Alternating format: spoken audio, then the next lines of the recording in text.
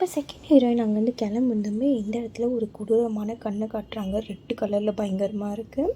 அதுக்கப்புறம் நம்ம ஹீரோயினையும் காட்டுறாங்க. நம்ம ஹீரோ சொல்லிட்டுருக்காரு, இந்த நாயை பிடிக்கலன்னா சம்மர் ஃபெஸ்டிவலே நடக்காது அப்படின்ட்டு. நாளைக்குள்ளே இந்த நாயை பிடிச்சாங்கன்னு உடனே நம்ம ஹீரோயின் அவங்களுக்கு ஹெல்ப் பண்ணுறேன் அப்படின்னு சொல்லிட்டு அந்த காலரில் வந்து நாயோட பேர் இருக்கும். அது பேரை கூப்பிட்டுக்கிட்டே சாசேஜ் வாங்கிட்டு மால் ஃபுல்லாக சுற்றிட்டு இருக்காங்க. ஹீரோயின் வந்துட்டு பேசிகிட்டு இருக்கும்போது திடீர்னு இதை வர இருங்க அப்படின்னு சொல்லிட்டு அங்கே ஒரு குப்பை கிட்ட ஒரு ஆவி உட்காந்துருக்கும். அந்த ஆவிகிட்ட போய் கேட்குறாங்க. அந்த ஆவி உடனே அந்த டஸ்ட்பினை தட்டுமா, இவங்க இதை வர அப்படின்னு சொல்லிட்டு பயந்துன்னு போயிடுறாங்க.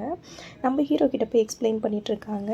நம்ம ஹீரோ இங்கே இருக்கிற நிறைய ஆவிகிட்ட நீ ஃப்ரெண்ட் ஆகிட்ட போல இருக்கே அப்படின்னு சொல்லிட்டு சொல்லுவார். உடனே நம்ம ஹீரோயின், இருங்க பாத்ரூமில் ஒரு ஆவி உட்காண்ட்ருக்கோம், அந்த ஆவிக்கிட்ட போய் நான் கேட்டுட்டு வரேன். சில ஆவிக சேம் ஸ்பாட்டில் உட்காந்துட்டே இருக்கும். ஃபஸ்ட்டு எனக்கு பயமாக இருந்தது, அதுக்கப்புறம் எனக்கு வந்து அவங்கள பார்த்தா பாவமாக இருந்துச்சு அப்படின்னு சொல்லிட்டு இருக்காங்க. ஹீரோ வந்துட்டு, சரி அப்போ அதெல்லாம் பேயும் ஒன்றா சேர்த்து டின்னருக்கு கூட்டின்னு போயேன் அப்படின்வாங்க. உடனே நம்ம ஹீரோயின், இவங்களால தான் என்னுடைய டின்னரே கெட்டு போச்சு.